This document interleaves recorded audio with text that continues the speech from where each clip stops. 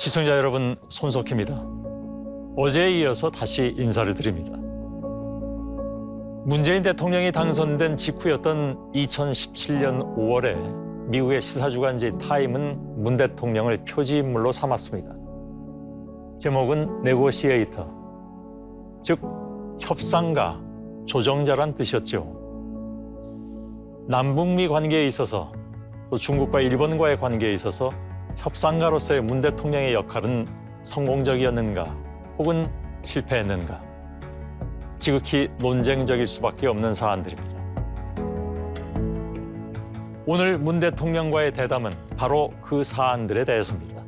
그가 택했던 길들이 후임 정부에겐 반면교사의 역할을 하게 될 것으로 보이는 현 상황을 문 대통령은 어떻게 받아들이고 있을까요? 그리고 이제 어찌됐든 그 모든 것을 후임자에게 넘기고 문 대통령은 청와대를 떠납니다. 또한 청와대 역시 역사의 뒤안길로 들어서게 되지요. 소회나 회한이 없을 리 없습니다. 그것이 오늘의 마지막 이야기가 될 것입니다.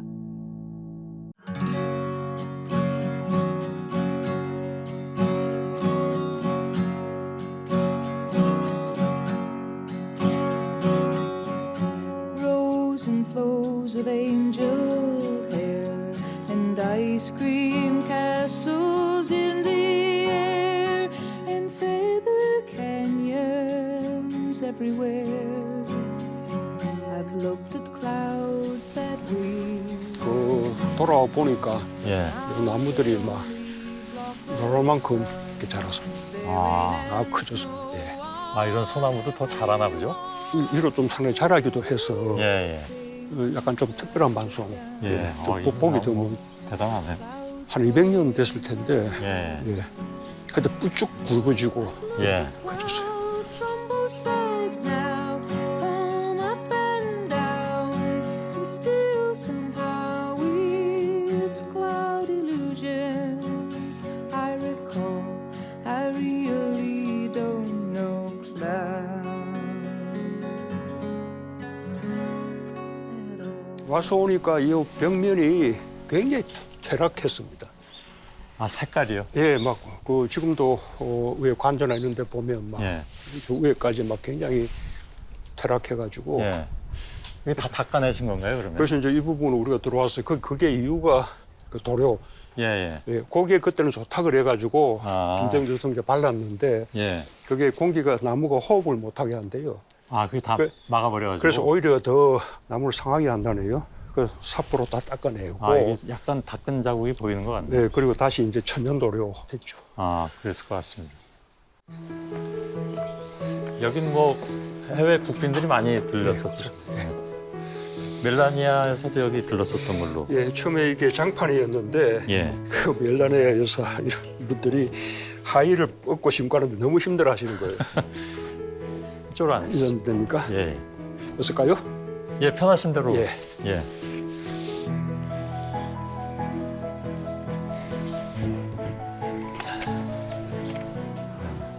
어제 저는 이쪽 머리가 삐쳐나가고요. 대통령께서는 넥타이가 삐뚤어 나가서 아이고, 앞에서. 그래서 이렇게 신경들을 쓰시는 것 같습니다. 아이, 그러네요. 아이, 방송에서 이상하게 왜 그렇게 신는지 몰라.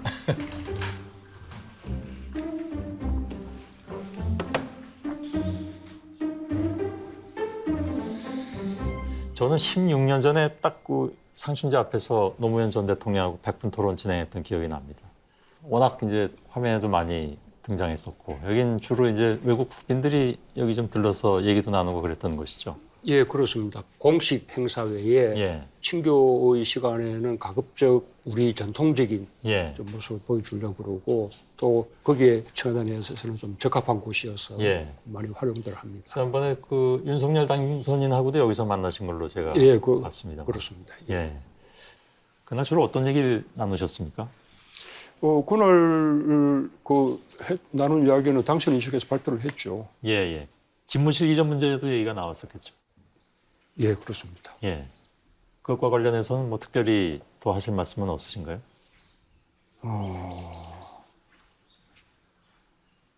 저는 개인적으로는 지금 그 새 정부의 집무실 이전 계획이 별로 마땅치 않게 생각이 됩니다. 이 집무실을 옮기는 게 국가 이제 100년 대계인데 그 어디가 적진지 이런 거 이렇게 두루 좀 여론 수렴도 해보지 않고 게다가 지금 우리 이제 그 안보 위기가 가장 고조되는 이 이제 정권 교체기에 그냥 3월 말까지 국방부 나가라, 방 빼라. 우리는 거기서부터 5월 10일부터 해서 업무를 시작하겠다. 이런 식의 그 일 추진이 저는 정말 위험하다고 생각합니다. 좀 어디 이전이 필요하다면 어디가 적지일지라는 것을 충분히 논의하고 예. 또 적지라고 판단된다면 국방부와 합참이 좀 안정적으로 이전할 수 있는 계획을 세우게 한 후에 그 계획에 따라서 이제 집무실도 이전하는 그런 식의 계획이 예. 필요하다고 생각하는데 하루라도 청와대에 있지 못하겠다 이런 그 유의 그 결정과 일처리 추진 방식은 뭐 참 그 이렇게 수긍하기가 예. 어렵죠. 그러나 새 정부가 의지를 가지고 마치 뭐 1호 국정과제처럼 그렇게 이제 추진하는 마당에 그것으로 무슨 신구 권력 간에 크게 갈등할 수는 없는 것이니 우리 정부는 적어도 국정이나 안보 공백을 좀 최소화하는 선에서 할 수 있는 협력은 하지 않을 수가 없는 것이죠. 그것이 뭐 그날 대체로의 예. 결론이었습니다. 집무실을 옮기는 것에 대해서는 문 대통령께서도 공약으로 내세운 바가 있었기 때문에 지금 마땅치 않다라는 것은 시기하고 용산이라는 장소입니까? 저는 그 당시 그 강화문 대통령 시대를 예. 이제 그 공략했고요. 그것을 이제 못하게 된 이유도 당시 설명을 다 나왔습니다. 드렸는데 예. 제가 구상했던 것은 그 대통령 집무실과 비서실을 강화문의 정부종합청사로 옮기겠다는 예. 것이었습니다. 그 옮길 수 있는 이유는 이제 행안부가 부처 이전에 따라서 세종시로 이전하게 되면 예, 예. 그 공간을 들어갈 수 있는 것이고 그러나 가깝기 때문에 여기 본관이나 영빈관 같은 의정 공간 또는 헬기장이나 그 지하 벙커, 미기열 센터 이런 부분들은 시민들에게 개방하고 난 이후에도 쓸 수 있다. 청와대가 필요할 경우는 사용한다라는 개념이었죠. 지금 당선인 측이 하는 통으로 아예 옮기겠다는 거하고는 좀 다릅니다.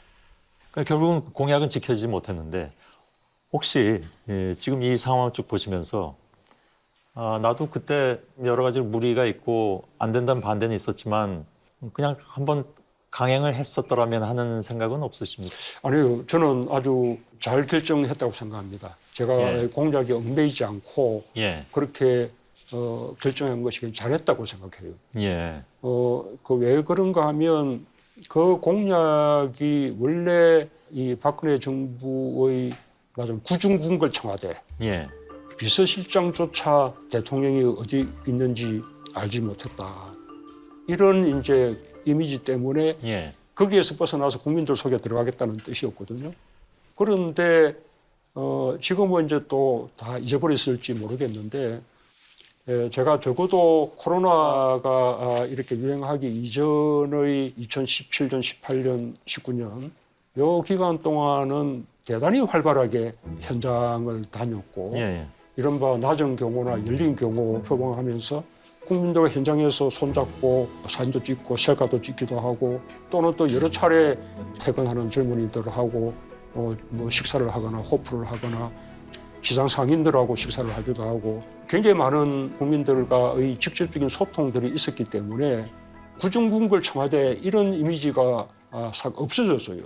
그래서 이제는 무슨 광화문 시대에는 우리는 공약했지만 국민들은 그것을 크게 그렇게 중요한 과제라고 생각하지 않고 있는 상황인데 그런 상황에서 굳이 이전하면 비용이 들기 마련이고 또 행정 혼란도 초래될 수밖에 없는데 그것을 무릅쓸 만한 우선 가치가 있는 것이냐 국민들 예. 입장에서 볼 때 아니라고 판단했고 예. 그것이 옳은 판단이었다고 봅니다. 국방부로 내보낸 용산에 가는 것이 아니라 만일에 광화문으로 옮긴다고 했더라도 옳지 않았다고 생각하신다는 얘기인가요? 지금은 강화문도 좀 다르죠. 예. 어떻게 다른가 하면 그때는 그 행안부가 세종시로 이전하게 되면 비는 공간이 있다는 전제였거든요. 예, 예. 이게 비용을 최소화해서 옮길 수가 있는 거죠. 예. 근데 지금은 이미 그 공간에 또 다른 또 정부 기관들이 다 들어와 있기 때문에 이제 그 기관들을 다시 또 내보내야 돼요. 어디론지. 알겠습니다. 그러니까 이제 상황이 좀 달라졌지만 그래도 국방부나 합참을 이전시키는 것보다 안보에 대한 염려나 이런 부분은 조금 적겠죠. 예. 근데 군에서 나온 얘기가 뭐 여러 갈래로 나오긴 했습니다만 군 출신 중에서도 뭐 안보에 그렇게 크게 영향은 없다라고 얘기하는 사람들도 있던데요. 그렇게 생각합니다. 우리 군이 아마 뭐 그럴수록 더더욱 철저한 안보 대비 태세를 갖추겠지요. 예. 그래서 거의 뭐 이렇게 잘 할 거라고 생각하지만 원래 안보나 경호라는 것은 일어날 가능성이 아주 낮지만 아주 만에 하나의 경우. 예. 그래서 안보가 있고 경호가 있는 것이죠. 예. 제가 오늘은 모르겠는데 어제 왔을 때는 여기 관람하시는 분들이 많이 들어와 계시더군요. 시민들한테 약속하셨던 것들이 꽤 많이 있습니다.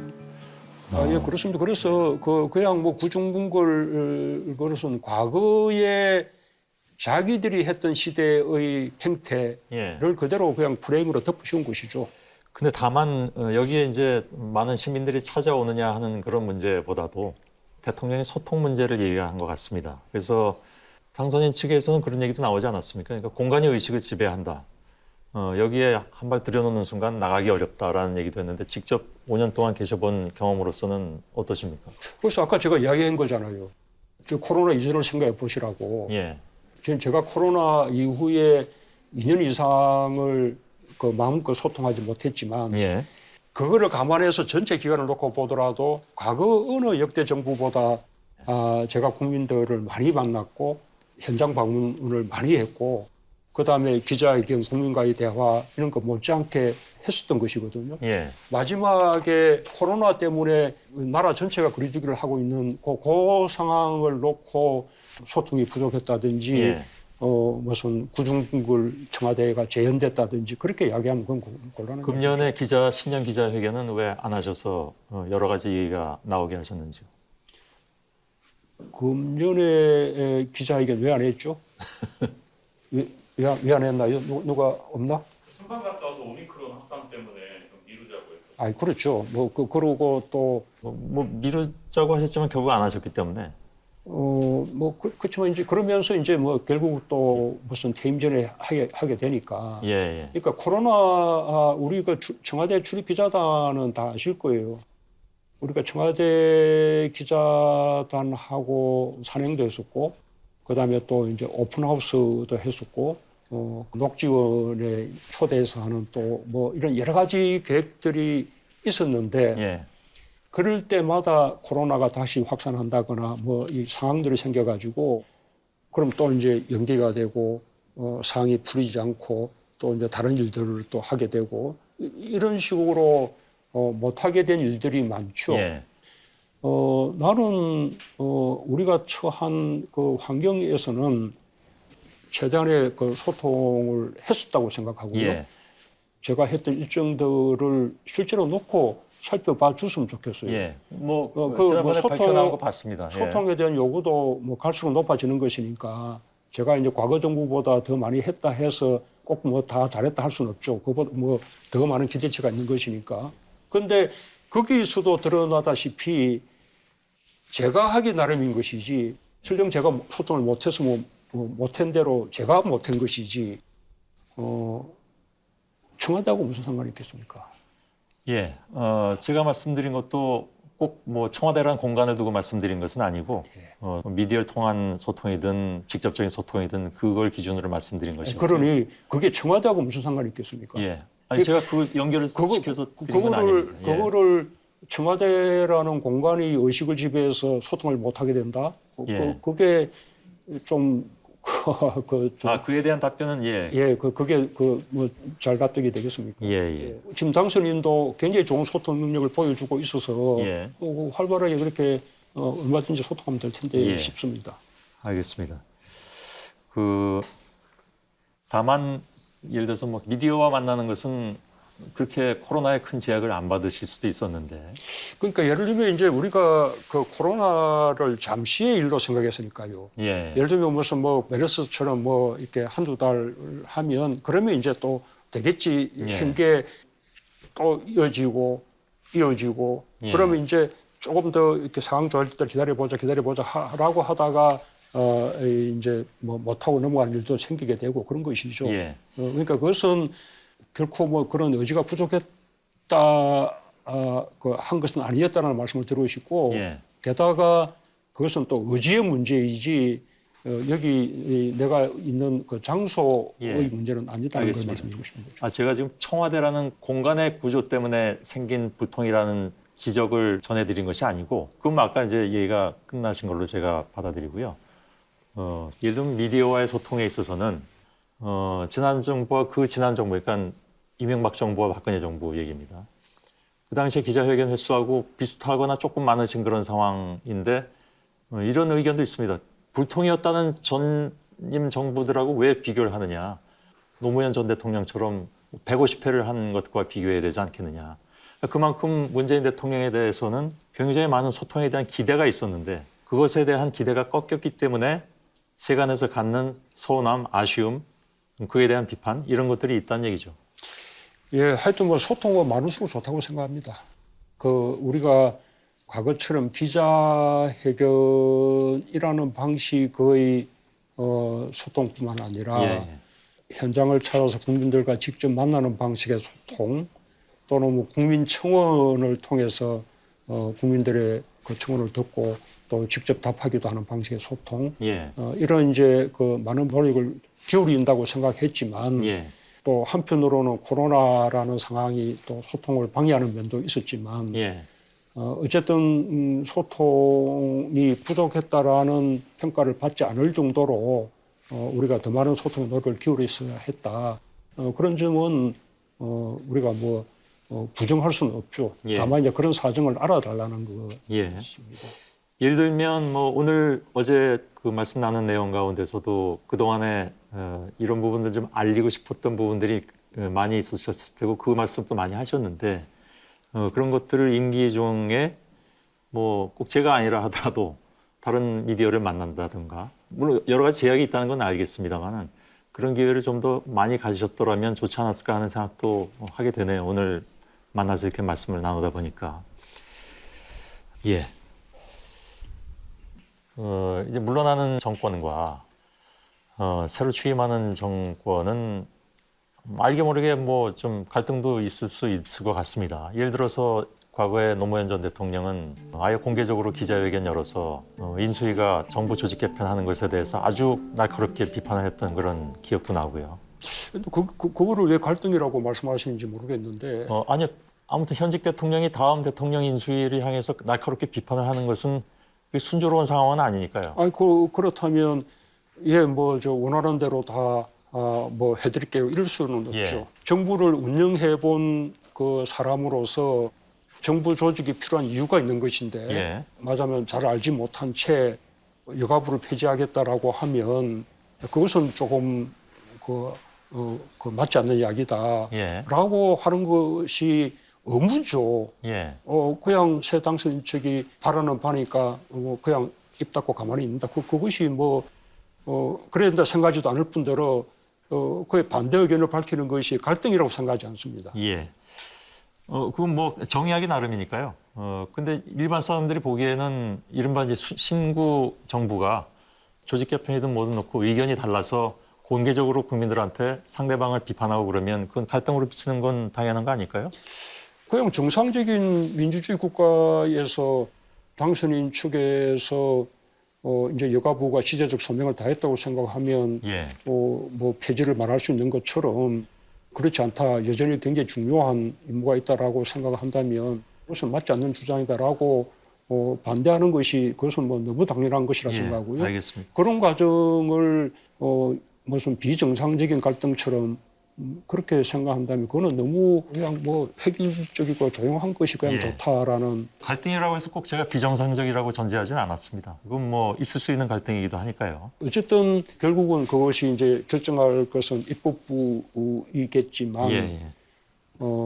우리 정부로서는 여가부가 오히려 더 발전해 가야 할지언정 폐지는 맞지 않다라고 의견을 내는 것이 당연하다고 생각합니다. 예. 그러면 아마 국회가 그 양쪽의 주장을 잘 살펴서 판단해야 되지 않을까 봅니다.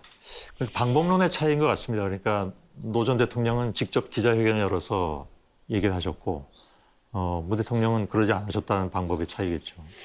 그것도 그럴 만한 상황이니까 그런 거죠. 그러니까 여가부 폐지에 대해서 이 당선자 적도 초기에는 좀 막무가내였잖아요.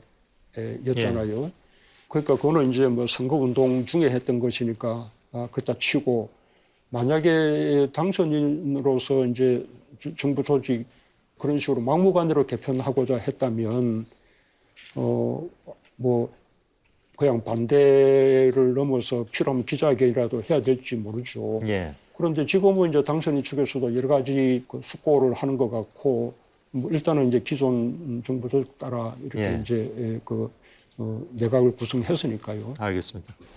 임기말되고 인수위가 출발하면 늘 이제 그런 얘기가 나오고 또 정부가 바뀌면 또 그게 불거질 경우가 더 생기는데 뭐냐면 인사 문제입니다. 그래서 이번에도 인사 문제 때문에 좀 논란이 있었고요. 그 대통령 임기하고 주요 공관장 임기가 같지 않기 때문에 생기는 현상인 것 같기도 한데 이거를 근본적으로 해결할 수 있는 방법은 없어 보이시나요? 근본적인 해법이 뭐가 있겠습니까? 그 대통령은 대통령의 권한 행사하고 마지막 당선인은 날까지. 당선인의 권한을 행사하면 되죠. 예. 마지막 날까지. 그렇죠. 그러나 이제 우리가 뭐 정치 도의 같은 게 조금 있으니까 예. 예를 들면 뭐 임기가 없는 그런 인사를 가급적 다음 정부로 밀어주면 더 이상 좋을 것 같고 그다음에 이제 임기가 있는 인사는 그는 할 수 없죠. 임기가 끝나면 공백으로 둘 수 없으니 예. 인사를 해야 되는데 그런 가운데서도 예를 들면 권력기관 인사 같으면 가급적 이제 당선인 쪽의 의견을 조금 들어서 참고해서 서로 원만하게 해결하는 것이 그것은 더 이상 좋을 것 같고요. 근데 이번에는 일부 인사로 양쪽이 좀 이견이 많이 있었던 걸로 나옵니다. 그것도 그렇죠. 그러니까 이제 다음 정부로 연결을 하니까 문제가 된 것이죠. 예. 예를 들면 감사위원 같은 경우도 다 그것이 다 몫들이 있거든요. 예를 들면 이제 2명이 오랫동안 공석이 되어 왔는데 그중에 이제 1명은 감사원 출신으로 하는 몫이에요. 또 그러면 감사원 출신 가운데 한 분이 감사위원이 되면 감사원의 인사 숨통도 키우고 좋은 일이죠. 예. 그 감사원에 맡기면 될 일이죠. 그러면 이렇게 정리할까요? 임기가 있는 사람은 대통령 임기 마지막 날까지 인사권을 행사하고. 예, 그거는 뭐 새 대통령도 예. 어차피 임기 말을 맞이하니까요. 그렇죠. 임기가 없는 경우에는 뭐 논의를 거쳐서 미루든가. 예, 뭐 예. 알겠습니다. 그러니까 뭐 이렇게 그 상식에 따라 처리하면 예. 별반 문제가 없을 거라고 생각합니다. 예. 재임 중의 성과와 관련해서는 뭐 생각하시기에 이건 좀 과소평가된 것이 아니냐, 혹은 아예 평가를 못 받은 게 있지 않느냐라고 생각하시는 것도 있습니까? 우선은 그 과소평가 차원이 아니라 아예 그러니까 뭐 이렇게 왜곡된 프레임이 예. 이제 작동했던 것이 이른바 제왕적 대통령이라는 부분이에요. 제가 제왕적 대통령이었을까요? 오히려 권한이 있는데 왜 행사 안 하지? 그런데 무슨 제왕입니까? 예를 들면 노무현 대통령이 제왕적 대통령이었을까요? 대단히 서민적이고 소탈한 대통령이었죠. 이 대통령의 권한이 우리 헌법이나 법률에 딱 정해져 있어요. 중요한 권한들이긴 하지만 마구 휘두를 수 있는 그런 막강한 권한이 있는 것은 아닙니다. 예. 딱 법 범위 내에서 해야 되는 것이죠. 근데 어차피 대통령 중심제고 대통령 중심제다 보니까 행할 수 있는 권한을 놓고 제왕적 대통령이라고 하는 것이고 아닙니다, 아닙니다. 문 대통령 개인에 대한 우리나라 대통령제가 전혀 뭐 제왕적 대통령제가 아니죠. 예. 아주 민주적인 대통령제죠. 그런데 과거의 권위주의 시대에 또는 그 권위주의의 그 유산 속에서 그런 이제 헌법이나 법률이 정한 권한을 넘어서서 초법적인 권력을 행사한 거죠. 예. 그것이 제왕적 대통령이죠. 맞으면 프레임화해서 공격한 것이라고 예. 생각을 하고요. 그다음에 이제 가소평가된 부분을 이제 좀 말씀드리자면 우리가 이제 소득주도 성장, 그 뭐 또 최저임금 인상, 예. 노동시간 단축 이런 부분들이 굉장히 경제적으로 나쁜 영향을 미쳤고 일자리도 줄였고 예. 뭐 이런 식의 이제 평가가 전혀 잘못됐다는 겁니다. 예. 제가 아직 여러 차례 이야기했지만 예, 그러셨습니다. 예, 5년을 보면 고용은 크게 늘었고 우리 경제는 훨씬 성장했고 드디어 국민소득 3만 5천 달러를 넘어섰고 사상 최대의 수출에 세계 10위권 경제 모든 경제 지표가 다 좋아졌고 한편으로 분배도 대단히 개선됐고 그래서 그 부분에 대해서 온당한 평가를 받아야 한다라는 그 주장을 꼭 하고 싶습니다. 예. 그 얘기는 어제 많이 나눴기 때문에 일자리 상황판은 처음에 이렇게 그 공개도 하고 그러셨는데 아직까지도 운영을 하고 계십니까? 어제 인터뷰할 때 안 보셨습니까? 예, 그건 못 봤습니다. 그 너무 대화에 몰두하신 것 같은데 다만 이런 의문이 듭니다. 그러니까 인사 원칙 5가지를 내세우셨을 때는 그 자리에 그대로 있으면서 예. 그때그때 늘 업그레이드가 됩니다. 그래서 항상 실시간으로 일자리의 양뿐만 아니라 일자리의 질, 추세 예. 이런 걸 다 알 수 있게 되어 있죠. 어제 그 여민관 집무실 말씀하시는 예, 거죠? 그렇습니다. 예. 예. 알겠습니다. 저 남북미 관계로 좀 들어가 보도록 하겠습니다. 날씨도 그날하고 비슷했던 것 같은데 도보다리 그 장면이 남북 회담에선 뭐 아주 화제가 되기도 했습니다. 그날의 대화를 다 기억하시진 못하실지 모르겠지만 주로 이제 김정은 위원장이 질문도 많이 한 것 같고 어떤 얘기를 주로 많이 나누셨습니까? 그 회담하는 자리에 항상 이제 배석자가 예. 있기 때문에 배석자 없이 단둘이 원했던 건데 뭐 원래 이제 길게 예정한 것은 아니었고 예. 한 10분 남짓 그런데 그게 이야기가 좀 이제 진지해지면서 길어졌습니다. 대체로 이제 김정은 위원장은 말하자면 자신들은 안전 때문에 핵에 매달려 있는 것이기 때문에 안전만 보장이 된다면 얼마든지 비핵화를 할 수 있는데 그런 자신들의 진정성에 대해서 국제사회나 미국이 말하자면 불신이 심한 것 같아. 예. 어떻게 하면 이제 그런 불신을 이제 해소할 수 있을까라는 이제 것과 미국과 이제 회담하게 되면 한 번도 경험이 없는데 어떤 식으로 이렇게 하면 되는지 뭐 이런 거에 대한 질문들이 많았습니다. 예. 뭐 지금은 상황이 많이 달라지긴 했습니다만 그 당시에 김정은 위원장은 문 대통령께서 하신 말씀에 대해서 많이 수긍을 하던가요? 그러니까 이제 북한이 이제 바라는 것은 맞아 비핵화할 의지가 있는데 그것과 제재 예. 이런 부분도 해제되는 것이 단계적으로 동시적으로 주고받는 식으로 이루어져야 한다는 생각이 강했고 예. 그런 조건만 지켜진다면 자기는 차근차근 비핵화 영면까지 포함해서 예. 해나가겠다라고 이야기를 했습니다.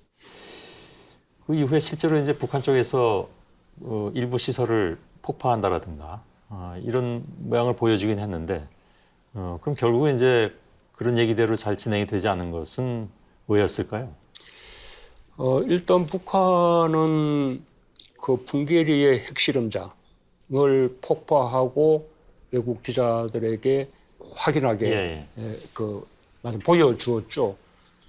그와 함께 대화가 지속되는 동안에는 추가적으로 핵실험이나 ICBM 발사 시험을 하지 않겠다라고 이제 약속을 했고요. 실제로 비핵화와 제재 해제 평화 협정 이런 부분 어떻게 이제 동시적으로 이행해 나갈 건가 하는 로드맵에 이제 합의하는 데 실패했기 때문에 결국 디테일에서 예. 실패했다고 볼 수 있겠습니다. 예. 그리고 이제 나중에 평양으로 가셔서 또 남북 정상회담을 진행을 하셨는데 이미 이제 다 화제가 된 장면들이 많이 있습니다만은 능라도 경기장의 장면이라든가 눈에 선하실 것 같습니다. 그때 평양 시민들 15만 명이나 모여서. 예, 그렇습니다. 그건 애초에 그렇게 그 능라도 경기장에서 시민들을 만날 계획은 처음부터 있었던 건가요? 거기서 말하는 그 아리랑 그 축전 공연 그것을 이제 참관할 계획만 있었는데 예. 북한 그 평양 시민들에게 짧게 인사를 하면 좋겠다라고 김정은 위원장이 제안을 했습니다. 예. 이제 우리로서는 두 번 다시 없는 좋은 기회였고 예. 그 기회에 반드시 비핵화를 말해야겠다라고 이제 작심을 하고 연설석에 포함시켰는데 평양 시민들 아주 열렬하게 그에 대해서 박수로 호응을 해주었습니다. 약간 놀라웠던 것은 김정은 위원장이 뭐 발언 시간이라든지 그다음에 발언의 내용이라든지 이런 부분에 대해서는 일체 말하자면 간섭하지 않고 예. 그냥 그걸 해주면 좋겠다라고 전적으로 이렇게 믿고 맡겨준 게 약간 조금 의외였다. 의외였습니다. 예. 그래서 아무튼 최초로 앞으로 또 그런 일이 있을지 모르겠습니다만 최초로 평양 시민들 앞에 연설하신 대한민국의 대통령이 되셨는데 김정은 위원장이 그렇게 뭐랄까요 파격적으로 제안하고 그런 것은 뭐 이런 표현이 어떨지 모르겠습니다만 기브앤테이크가 있지 않았을까요? 그러니까 문 대통령께 그렇게 파격적으로 제안해 드린 대신 무엇인가를 좀 얻고 싶은 것도 있었을 텐데. 그때는 그 북한도 마찬가지고 미국도 마찬가지였는데요. 미국도 결국 우리가 이제 설득해서 사상 최초의 북미 정상회담을 하게 되었는데 미국 역시 북한하고 트럼프 대통령을 비롯해서 그 주변의 참모들 모두가 전혀 북한과의 대화 경험이 없는 거예요. 예. 그런데 이제 북한과는 이 사전에 실무적으로 교섭해서 합의를 이뤄낸다는 것이 불가능하기 때문에 북한은 북한대로 미국에 대한 여러 가지 그 메시지들을 우리를 통해서 보내고 싶어 했고 미국은 미국대로 또 이제 우리를 또 통해서 북한에게 이제 전달하고 싶어 했고 그래서 우리가 자연스럽게 가운데서 뭐 중재자 같은 역할을 하게 된 것이었죠. 그래서 그 김정은이 보여준 여러 가지 성의들은 뭐 남북 관계의 그 협력에 대한 개선에 대한 그런 성의이기도 하지만 한편으로는 북미 회담을 내다보는 그런 또 그 성의 표시나 메시지였다고 생각합니다. 근데 그 부분에 있어서 한국 정부가 오히려 좀 뭐랄까 미국을 너무 신경 쓴 것이 아니냐라는 그런 지적도 있더군요. 그러니까 예를 들면 김준영 전 국립외교원장 같은 경우에는 그 얘기를 했던데, 그러니까 2019년 1월에 조건 없는 뭐 개성공단 재개 그리고 또 금강산 관광 재개 이런 것들을 얘기했을 때 한국 정부가 트럼프의 눈치 너무 봤다 이런 얘기를 하더군요. 그래서 그것은 뭐 내부 사정을 잘 알지 못하는 그 외부에서 약간 좀 진보 쪽 분들이 생각하는 그런 것인 것 같고 남북 간의 제재 범위 내에서 할 수 있는 협력은 거의 다 했습니다. 심지어 뭐 남북 간 철도 연결, 도로 연결, 심지어 개통식까지 다 하고 제재가 해제되기만 하면 할 수 있는 모든 준비는 다 갖추었죠. 그 과정에서 이때 무슨 트럼프 대통령의 개인적인 무슨 심기를 생각할 아무런 그 필요가 없었고 결국 관건은 이게 북미 회담을 어떻게 성공시켜서 제재를 해제받느냐. 그러면 아까 개성공단 문제나 금강산 관광 문제가 저절로 해결되는 것이기 때문에 남북 간에 따로 개성공단이나 금강산 관광 문제 해결을 위해서 별도의 노력을 하려고 북한이 생각하지 않았죠. 그래서 관련해서 거기서 한 걸음 더 나가서 그래서 한반도 운전자로는 좀 허구적이다라고 비판하는 학자들도 있긴 있습니다.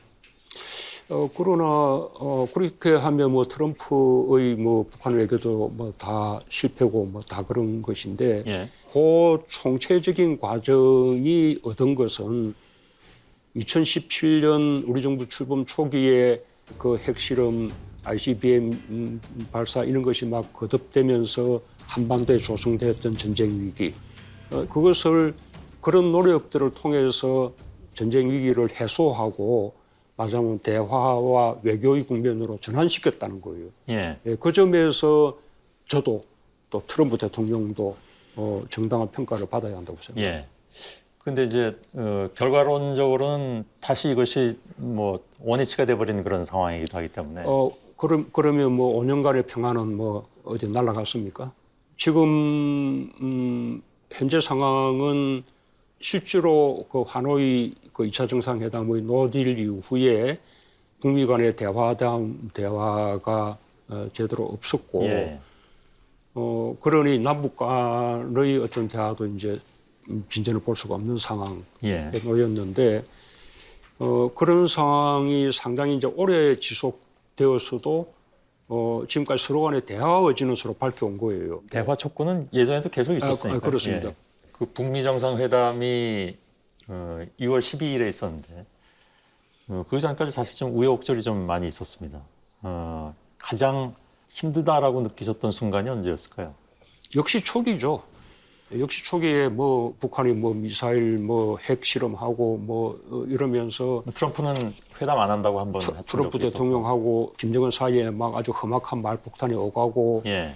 자칫 잘못하면 곧 폭발할 것 같은 그 상황이 제일 어렸던 상황이고요. 예. 그 이후에 한 번 더 이제 맞이했던 어려움이 방금 말씀하신 대로 북미 정상회담을 하기로 정했었는데 미국의 고위층에서 리비아 모델을 이야기했거든요. 그 리비아 모델은 이제 선 비핵화를 하면 충분히 보상해준다. 볼튼이었던 걸로 기억하는데 그 얘기를 한 사람이. 볼튼인지 폼페이였는지 뭐 하여튼 고위급에서 그렇게 했습니다. 그런 모델을 이야기했기 때문에 북한이 이제 반발을 했죠. 그런데 예. 북한이 또 반발하는 방식이 이 성명 같은 걸 내면 아주 험악한데 예. 이게 보통의 또 외교적인 문법을 또 넘어서는 것 아닙니까? 그러니까 미국은 또 이게 무슨 대화하자는 거냐 그렇게 해서 트럼프 대통령이 대화 안 하겠다라고 이제 선언을 해버린 거예요. 예. 그 대화를 다시 이제 잇기 예. 위해서 노력을 많이 했죠. 예. 그때가 힘든 순간이었죠.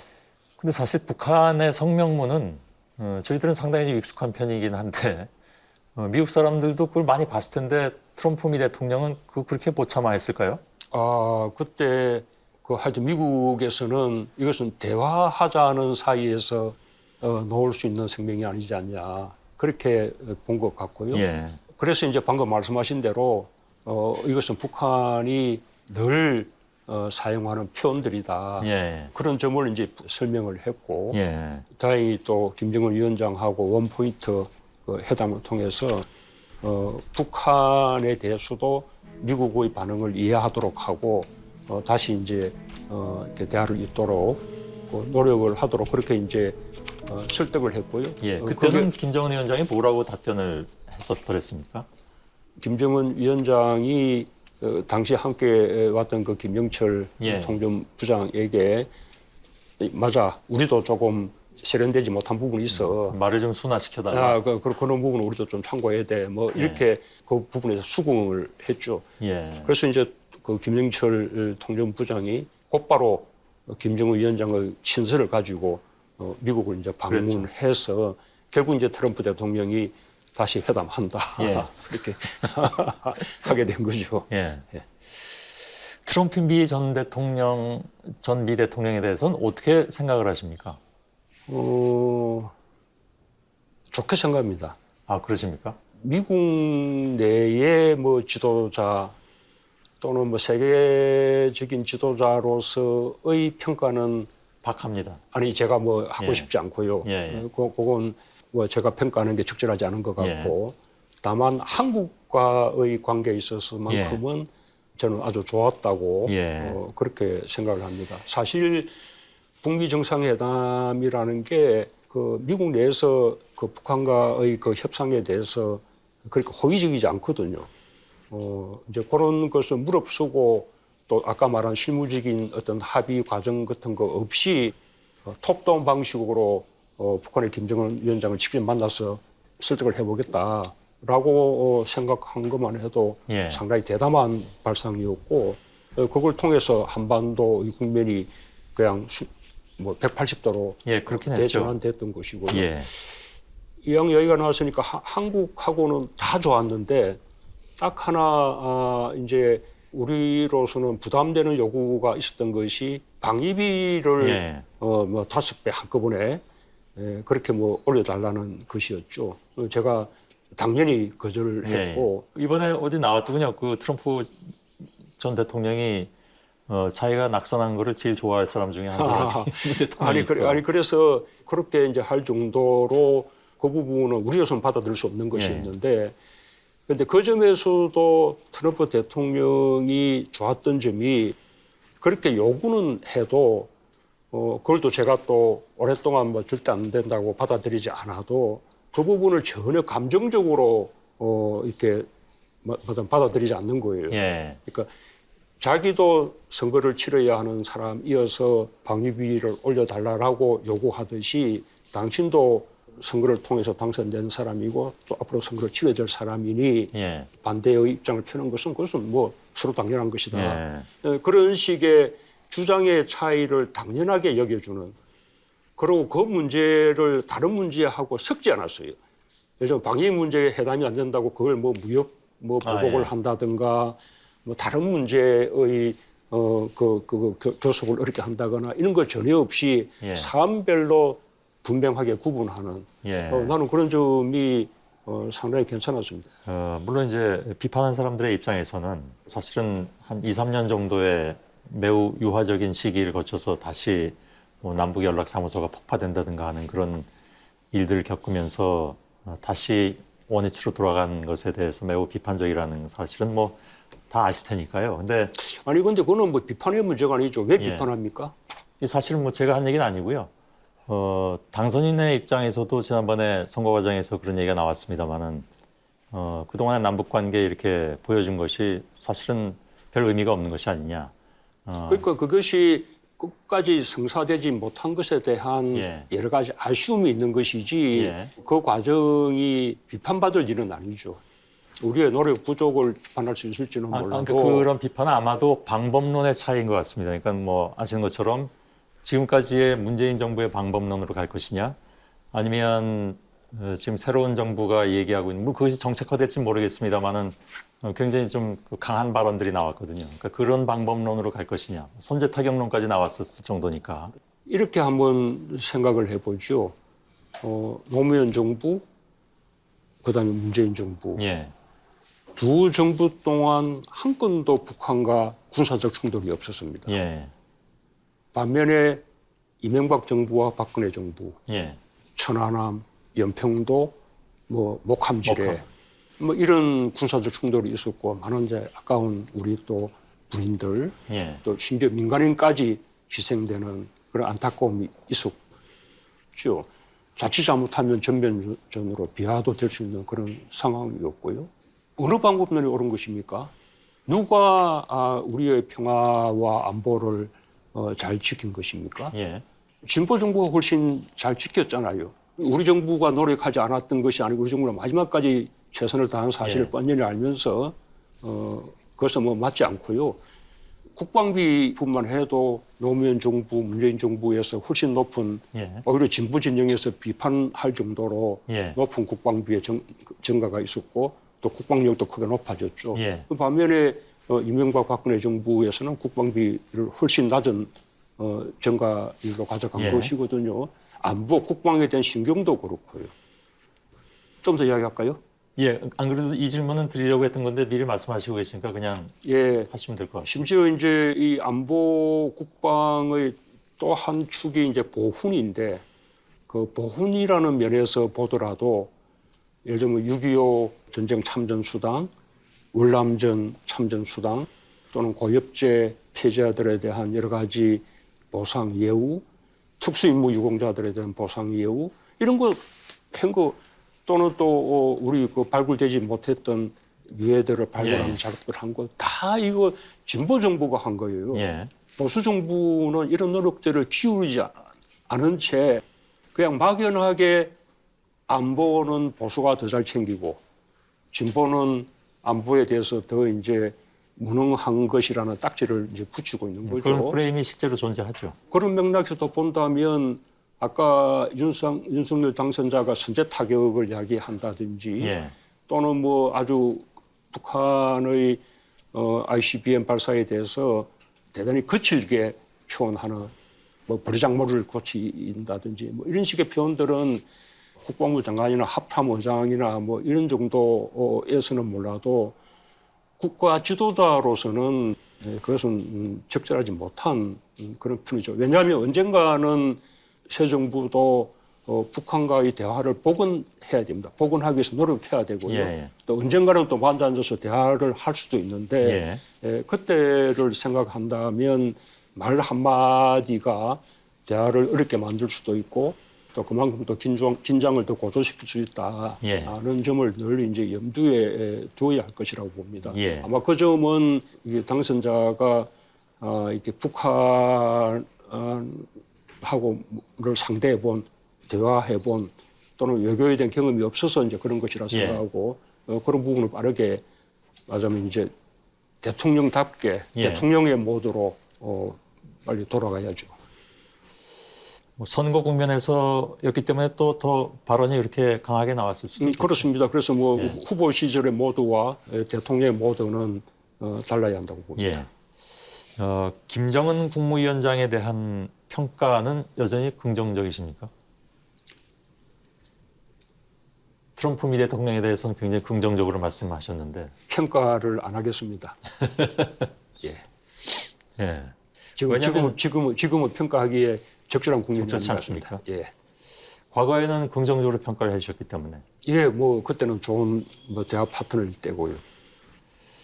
지금은 그렇게 긍정적인 평가는 못 해주시겠다라는 쪽으로 이해를 해도 되겠습니까? 지금은 평가하기에 적절하지 않은 국면이죠. 왜냐하면 이제 아까 얘기했다시피 ICBM이 발사됐고 이것은 분명히 이제 레더라인을 넘는 것입니다. 그리고 대화를 접겠다는 신호일 수도 있고요. 그런데 이것이 대화의 완전한 단절로 가게 될지 여부는 아직도 분명하지는 않아요. 나는 이제 새 정부가 당연히 대화를 복원하기 위한 노력을 미국과의 긴밀한 공조 속에서 해 나가야 한다고 생각하고 북한도 빨리 대화의 장으로 돌아와야 한다고 생각합니다. 그런 이제 하나의 길목에 있는 상황이기 때문에 뭐라 평가하기가 그 북한이 대화라는 합리적인 선택을 해주기를 바라는 것이고 김정은 위원장에 대한 평가는 유보하고자 합니다. 다만 일각에서는 이런 지적도 많이 있어 왔습니다. 그러니까 문재인 대통령께서 좀 강하게 얘기해 줄 때가 있어야 되지 않느냐. ICBM도 마찬가지고 연락사무소 폭파 때도 마찬가지고 강한 톤으로 그쪽에서 나왔을 경우가 많이 있었는데 뭐 아까 말씀하셨습니다만 다음 정부가 어떻게 할지 모르겠으나 적어도 지금까지는 굉장히 강한 톤으로 얘기하고 있는 것에 대해서 어찌 보면 좀 속 시원해하는 그런 측면도 있는데 그런 면에서 좀 답답하다. 그런데 나는 정말 답답합니다. 말하자면 강한 말과 말의 대결 그것이 초래하는 결과를 2017년에 우리가 생생하게 목격하지 않았습니까? 몇 달을 그 전쟁의 어떤 위기 속에 보냈지 않았습니까?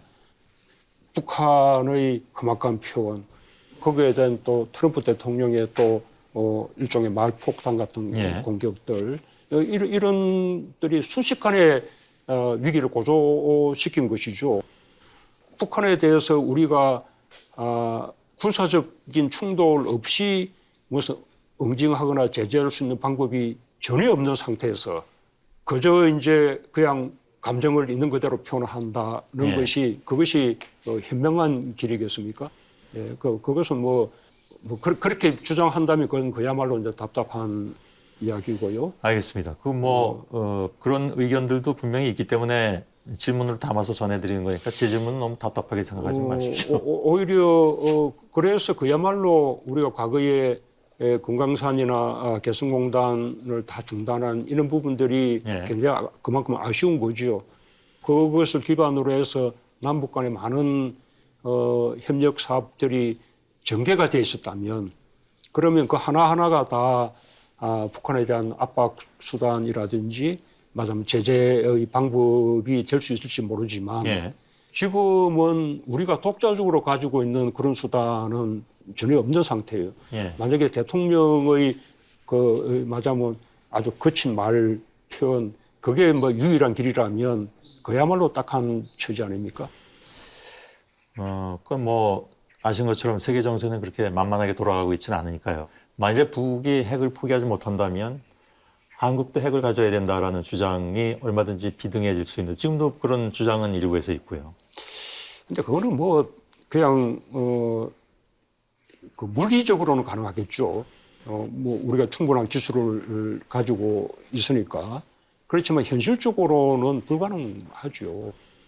당장 핵 비확산 금지 조약에서 탈퇴하고 해야 되고 그러면 국제적인 제재를 받게 되고 한미 동맹도 위태로지고 또 그런 모든 것을 다 감수하더라도 남북 사이에 예. 이른바 핵 경쟁을 하게 되고 그러면 일본이나 대만까지 포함해서 동북아 지역에 완전히 도미노 핵 예. 확산 현상이 벌어지게 되고 그래서 그것은 현실적이지 않다.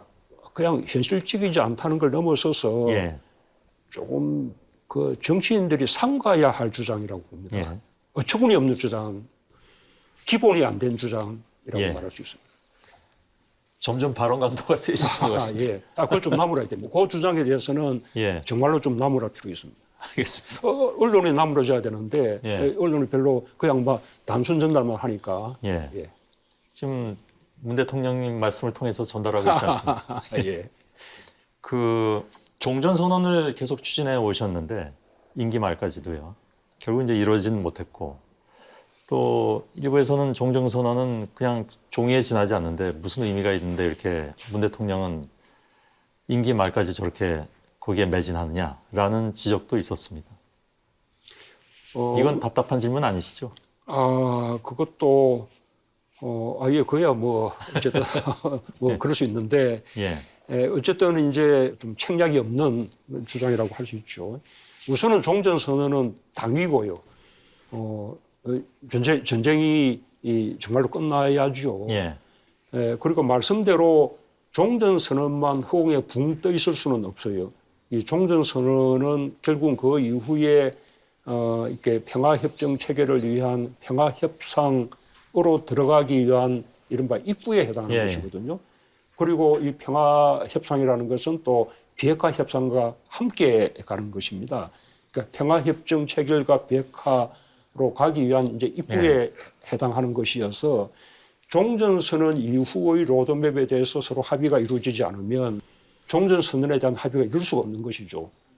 종전선언이 합의된다면 그것은 그 이후의 과정에 대한 합의가 함께 이루어진다는 것을 뜻하는 것입니다. 예. 그 종전선언에 대해서는 북한에서도 관심을 표명하고 미국도 지지하면서 말하자면 북한에 제시할 종전선언에 대한 내용까지도 한미 간에는 의견 일치를 이루었는데 이제 길을 멀고 날은 저물고 그래서 종전선언의 현실성을 질문 드리는 것은 사실은 지금 종전선언을 추진하는 것이 현실성이 있느냐 하는 의미도 포함이 되어 있었습니다. 지금 저로서는 말하자면 시간이 없는 것이 아쉽죠. 예. 그러나 이 이제 정권 교체기가 우리로서는 굉장히 안보에 취약한 그런 시기일 수 있기 때문에 예. 가급적 다음 정부로까지 이 대화의 기조가 이어져 나가기를 바라는 것입니다. 예. 북한에 대한 얘기는 이 정도로 정리를 하겠습니다. 문재인 정부 5년 동안의 한일 관계 굉장히 좀 어려웠습니다. 예. 제가 지금 일본에 있긴 합니다만은 아마 일본 정부가 문재인 정부가 빨리 끝나기를 가장 기다리는 정부일지도 모르겠다는 생각을 할 정도로 사실 일본 내 여론이 좀 그렇긴 하더군요. 정치권에서는. 그런데 그러면 뭐 새 정부의 기대를 그런가요? 뭐 그것까지는 잘 모르겠습니다. 그런데 여론조사 결과 나온 걸 보면 뭐 그래도 별로 안 나아질 것이다라는 여론조사 결과가 더 있긴 합니다. 일단 한일 관계에서 우리 정부가 달라진 것은 전혀 없다라고 말할 수 있습니다. 옛날 김대중 오부치 그 선언 그것이 양국 관계 기본으로 그래서 거기서 더 이제 발전시켜 나가야 되는 것이죠. 한국 정부는 어느 정부도 이념하고 상관없이 진영하고 상관없이 그 입장을 지켜왔고요. 그런데 달라진 것은 일본이죠.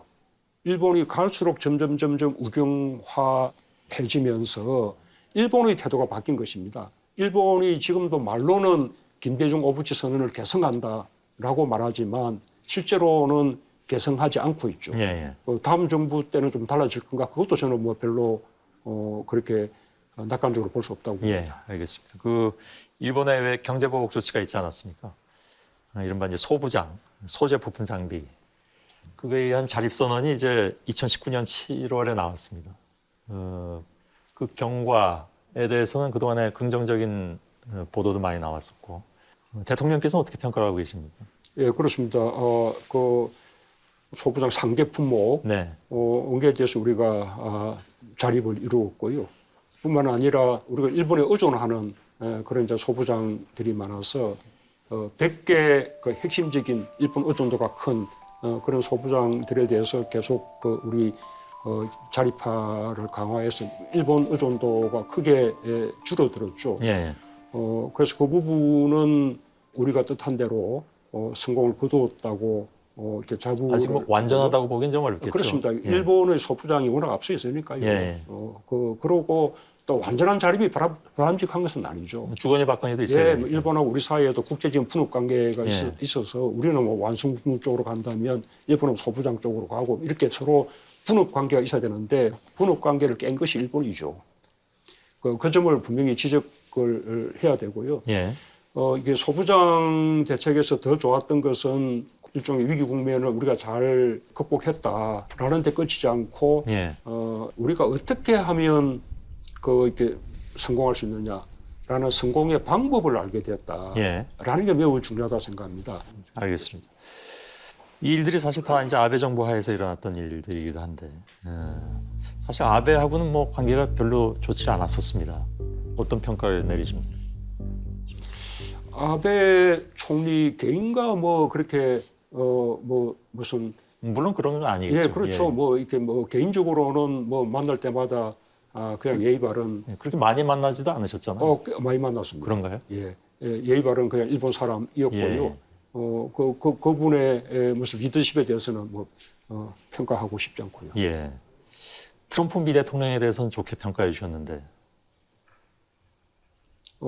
아베 정부 시절에 한일 관계가 더 나빠졌다. 예. 일본의 우경화가 더 심해졌다. 그것은 뭐 분명한 것 같습니다. 예. 나쁜 말씀은 안 하시려고 하시는 것 같습니다. 중국과의 관계도 사실은 많이 도마에 오르곤 합니다. 그러니까 미국하고 관계를 생각하지 않을 수도 없는 상황이고 또 바로 옆에 붙어 있는 중국하고 관계를 생각하지 않을 수도 없고 그러다 보니까 뭐 친중이냐 이런 지적도 많이 있어 왔습니다. 그런데 앞에 뭐 답을 다 말씀하셔놓고 그거를 친중이라고 예. 결론하면 어떻게 합니까? 예. 그 답변 안 하실 생각이신가요? 아니요, 딱 말씀하신 그대로죠. 예. 미국은 너무 중요하고 우리 유일한 동맹이고요. 예. 뭐 한미 동맹은 뭐 우리 외교의 근간이죠. 그러나 또 중국은 또 국경도 이웃하고 있고 우리 예. 최대 교역국이죠. 중국하고도 조화롭게 좋은 관계를 유지해야 되는 것이죠. 그 이상의 다른 답이 없지 않나요? 예. 뭐 국제 관계에서 어떤 답을 정확하게 내놔라 하는 건 없겠지만 어느 나라든지 간에 다만 이제 지금의 상황에서 미국과도 중국과도 멀어져서 안 되고 뭐 어느 한쪽하고만 또 가까워져서도 안 되는 곤란함 이런 딜레마는 늘 느끼셨을 거 아니겠습니까? 우리가 예를 들면 미국 편이냐 중국 편이냐 이런 양자택일을 요구받아서는 안 된다고 생각합니다. 예. 그리고 그런 것을 딜레마로만 생각할 필요가 또 없고요. 딜레마라고 생각하는 것은 피해의식 같은 것인데 우리가 가운데 낀 존재라는 거죠. 뭐 현실적으로 그렇지 않습니까? 그런데 그것이 꼭 나쁘게만 작용하는 것이냐? 꼭 그렇지 않거든요. 예. 우리는 중국이 최대 교육국이고 개별 국가로서는 미국이 두 번째 그런 이제 교육 국가인데요. 우리는 그 사이에 중국에 대한 수출도 크게 늘려왔고 미국에 대한 수출도 크게 늘려왔고 예. 우리나라 발전하지 않았습니까? 그러니까 이제는 강대국 사이에 낀 새우 같은 존재라고만 생각하지 말고 이제 한국의 돌고래 정도는 되는 거예요. 예를 들면 미국의 방위 전략과 중국의 방위 전략이 부딪히는 부분이 분명히 있는데 한반도는 뭐 어차피 경기에 걸려버리니까 예를 들면 지난번에 사드 배치 문제만 하더라도 그 이후에 중국은 뭐 한류도 다 막아버리고 여러 가지 경제적인 타격을 또 줬단 말이죠. 그런 경우에 어떤 선택을 해야 될 것이냐 하는 문제들이 앞으로의 정부에도 또 있을 텐데 그때 어떤 고민을 전달해 주고 싶으시냐 하는 것이 저의 질문의 요지였습니다. 그렇죠. 그게 정말로 그 좀 국익 차원에서 실용적으로 생각하는 그런 지혜로운 예교가 필요하지요. 예. 그리고 지금까지 우리가 대체적으로는 이렇게 잘해왔다고 생각해요. 아까 말씀드린 대로 우리나라는 계속 성장해 왔고요. 예. 그러나 이제 그 사드 문제처럼 때때로 곤란한 문제에 부딪히기도 했는데 그때 사드 그 배치 자체뿐만 아니라 사드를 배치하는 과정 이런 부분들이 과연 이제 현명했냐라는 문제는 분명히 있죠. 설령 이제 그 필요해서 우리가 방어용으로 사드를 배치한다 하더라도 그 부분에 대해서는 또 중국에 대해서 불가피성을 충분히 설명하고 예. 그래서면 중국도 양해까지는 몰라도 그렇게 무슨 강하게 반발하지 않을 수 예. 있었을 텐데 엊그제까지 그런 것이 없다라고 했다가 어느 날 갑자기 사드 배치를 발표를 한 것이거든요. 예. 이제 그런 과정 같은 것들이 문제가 있는 것이죠. 선거 국면에서 보면 다음 정부는 사드 배치를 더 할 수도 있다라고 얘기를 했는데요. 저는 그것도 뭐 오로지 선거용 발언이지 대통령 모드로서는 달라질 것이라고 봅니다. 예. 그건 뭐 지켜봐야 될 문제이긴 한 것 같습니다. 장소 좀 옮겼으면 좋겠습니다. 예, 뭐 그러시죠. 예. 예. 함께 옮기시죠. 예. 갈까요? 예. 저는 이거 말 많이 하면 좀 입이 아파요. 그래서 그냥 생리적으로. 예, 전 직업상 말을 해도 별로 지치진 않는 쪽인데.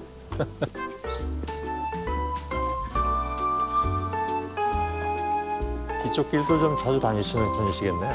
예, 심리학 쪽으로는. 이건 자연천이겠죠? 자연천은 아니고요. 인공적으로 만든 그런가요? 계곡입니다. 예. 물이 굉장히 맑으네. 예, 이게 맞아요. 노무현 대통령의 성품을 좀 보여주는 길이기도 한데 그런가요? 이게 이제 그 산책 삼아 관저로 갈 수 있는 길이기 때문에 이게 관저로 통하는 길이군요. 예, 그래서 이제 차를 타지 않고 여유 있을 때는 걸어 내려오거나 걸어 올라가거나 예. 그럴 수 있는 길인데 자신이 재임 중에는 청와대가 또 돈 쓴다고 뭐라 하니까 예. 못하고 퇴임 때 다음 대통령을 위해서 하고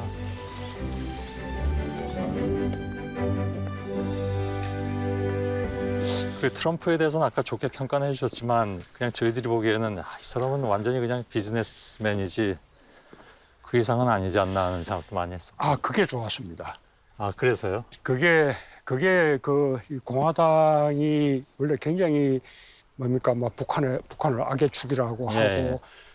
이른바 네오콘 세력들이 굉장히 부정적이지 않습니까? 예. 그러니까 북한하고 그러니까 압박해서 무너뜨려야지 무슨 이제 그 협상이냐 뭐 예. 이런 쪽이거든요.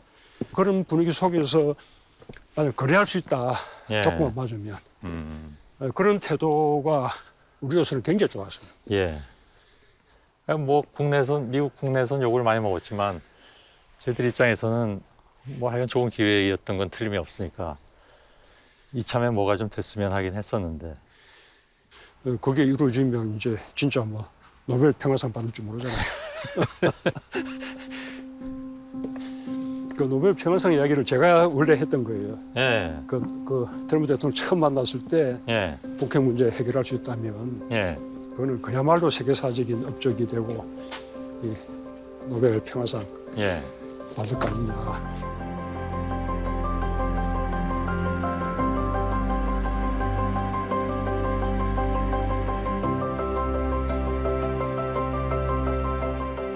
이제 뭐 편안하게 말씀 나눌 것밖에 없습니다. 예, 예. 여기는 이제 침류각으로 저희들이 옮겨왔습니다. 여기가 정말 괜찮은데요. 예, 예.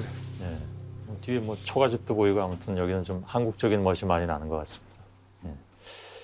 그 여기를 이런 무슨 행사나 대담의 자리로 이렇게 사용한 것은 처음입니다. 아, 예. 그렇군요. 처음이자 마지막일 것 같은데요. 예, 뭐 그렇겠죠. 청와대 생활 5년. 퇴임 이후 계획은 어떻게 세워놓고 계십니까? 퇴임 이후의 계획은 없는 것이 계획입니다.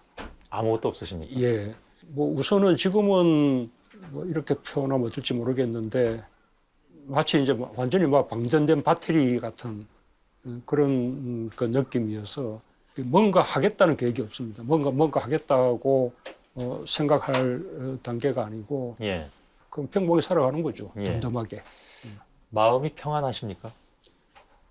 예, 뭐 빨리 이제 기다려집니다. 예. 어제 뵀을 때하고 오늘 뵀을 때하고 뭐 조명이 또 바뀌었는지 모르겠습니다만은 좀 편안해 보이십니다. 하루하루가 더 그럴까요? 예. 그 말씀하셨지 않습니까? 학생 때 장래 소망이 역사학자라고 말씀하셨는데 퇴임 이후에 역사 공부를 좀 하시겠다라든가 이런 소소한 계획이라도. 아유, 뭐 책이나 읽겠죠. 뭐 그냥 뭐 예. 이제 뭐 특별히 무슨 공을 들여서 뭔가 하고 싶다는 생각은 들지 않고요. 그 시골 생활하면 할 일이 참 많습니다. 더 바쁘다고도 하죠. 예, 뭐 예. 텃밭 파랴, 뭐 마당에서 잡풀 뽑으랴, 뭐 이런 예. 거 하면 굉장히 바쁩니다. 그러니까 뭐 그렇게 나름대로 이렇게 바쁘게 살고 또 주변에 산책하고 뭐 그동안 가보고 싶은 곳에 못 가봤으니까 부부가 함께 가보기도 하고 예. 뭐 맛있는 거 먹으러 가기도 하고 그냥 뭐 덤덤하게 살려고. 예. 왜 그 노무현 전 대통령 살아계실 때는 봉하마을에 그 지지자들이 많이 또 찾아가서 하루에 한 번씩은 또 이렇게 만나기도 하고. 그렇게 안 하려고요. 그 노무현 대통령은 하루에 한 번씩 많은 분들이 이제 찾아오시니까 안 나올 수 없으니까 고마워서 예. 하루에 한 번씩 나가서 이제 만나서 인사를 나누고 예. 인근 주민들과 함께 막걸리 잔 함께 기울이기도 하고 손녀 자전거에 태우고. 예, 그러시고. 뭐 그런 모습이 정말 좋았지 않습니까? 예. 예, 그런 것이 그 퇴임 대통령이 보여줘야 될 하나의 모습이라 생각하고 또 그렇게 하다 보니 또 찾아온 분들이 때로는 그 시간을 기다리지 못하고 대통령 나와주세요 막 이렇게 이제 기억이 납니다. 예. 합창해서 이제 거기에 또 굴려서 나가기도 하고 예. 이제 그러면서 또 그것을 또 한편으로 좋아하면서도 그렇게 또 매이게 된 것을 굉장히 또 뭡니까 힘들어 하시기도 하고 그랬거든요. 예. 저는 뭐 그렇게 안 하려고요. 아예 안 나가시게요? 아니요, 뭐 그냥 때로 뭐 산책 가고 등산 가고 외출하고 하겠지만 예. 뭐 그럴 때 우연히 뭐 만나겠지만 예. 뭐 시간 정해놓고 예. 나가서 만난다든지 어떤 말씀인지 그렇게는 알겠습니다. 안 하려고 합니다. 예. 그러면 이제 지지하시는 분들도 어떻게 보면 이제 그 뜻을 잘 헤아릴 거라고 생각을 하고요. 다만 이제 잊혀진 삶을 살고 싶다고는 하시지만 어제 잠깐 얘기 나왔던 것처럼 임기 말까지 40% 이상의 지지율을 가진 전직 대통령, 이제 그 영향력이랄까 그런 것을 완전히 끊어버릴 수는 없지 않을까요? 모르겠습니다. 어쨌든 그 퇴임 대통령으로서 정치에 관여하지 않고 특히 현실 정치에 예, 그냥 그 보통의 시민으로 그 은퇴자의 삶을 이렇게 살아가는 그것도 예. 뭐 나름대로 의미가 있고 또 모범이 될 수 있는 일이라고 생각합니다. 예. 하여간 잠옷 궁금합니다. 그러니까 퇴임 후의 삶이 어떻게 되실지 뭐 일반 사람으로서도 궁금하고요. 이게 너무 뻔한 질문이 한 가지 있는데요. 어떤 대통령으로 기억되고 싶으십니까?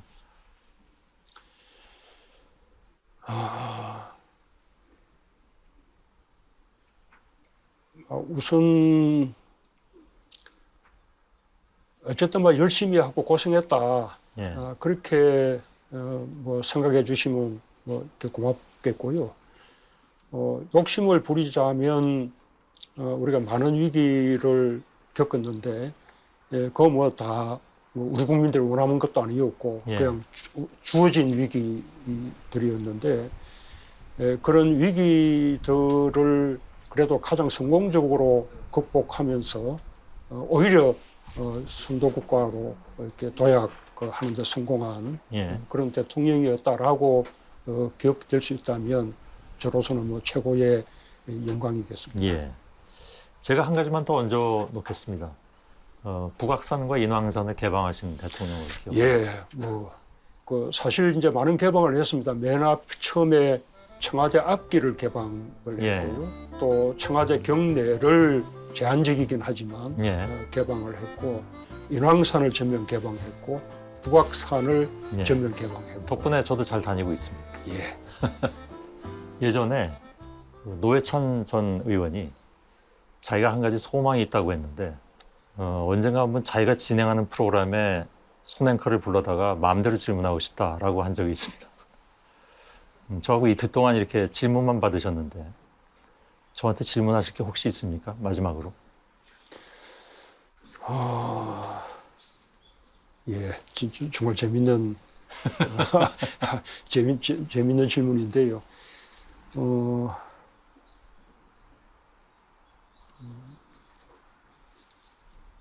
없으신 걸로 알고 마무리 짓도록 하겠습니다. 참여정부 마지막 날 서글프다라고 하셨습니다. 그때 이제 비서실장이셨으니까요. 본인의 대통령으로서의 청와대의 마지막 밤은 어떠실 것 같습니까? 저는 그냥 노무현 대통령의 그냥 심경을 그냥 헤아리면서 그렇게 쓴 거였고 저는 이렇게 별로 서글프다는 생각 들지 않습니다. 퇴임식 필요하다고 생각하지도 않고요. 예. 그냥 덤덤하게 마칠 수 있을 것 같고 예. 여기에 재임했던 것만큼이나 퇴임 후에 새롭게 살게 될 새로운 삶 그게 대한 기대도 큽니다. 어떤 뜻인지 헤아릴 수 있을 것 같습니다. 예. 어제 오늘 이틀에 걸쳐서 꽤 많은 얘기를 나눴습니다. 이제 마무리할 시간이 됐습니다. 마지막으로 우리 시민 여러분께 인사 말씀하시는 걸로 하겠습니다. 예. 어쨌든 저는 이렇게 처음 정치에 들어선 순간부터 이번에 퇴임하는 순간까지 정말 국민들로부터 정말 과분한 사랑을 받았다고 생각합니다. 정말 깊이 감사드리고 싶고요. 또 우리가 전혀 원하지 않았지만 취임 초부터 퇴임할 때까지 많은 위기 상황을 이렇게 함께 또 넘으면서 또 국민들께서 많은 고통을 겪으셨거든요.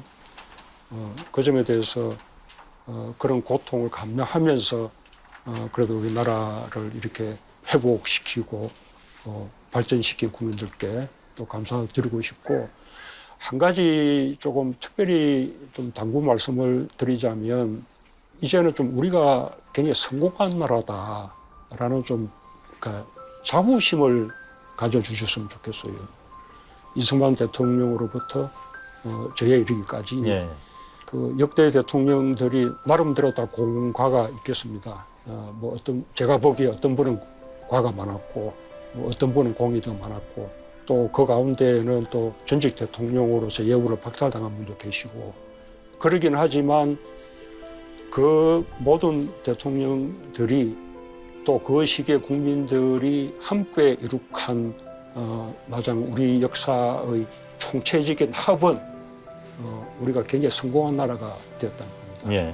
이제는 한국은 여러 가지 면에서 뭐 경제, 민주주의 또는 뭐 문화, 뭐 방역, 뭐 군사력 다방면에서 한국은 그냥 세계 10위권 정도 나라 이렇게 이제 인정을 받고 있습니다.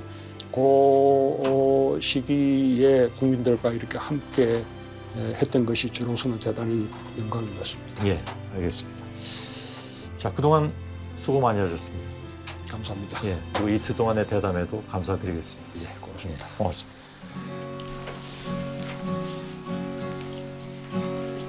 여기서 사진 어떻게 여기서 찍는다는 예, 여기 앉아서 안에서 서서 앉아서 찍으라고 하는데요. 네, 앉으십시다. 예.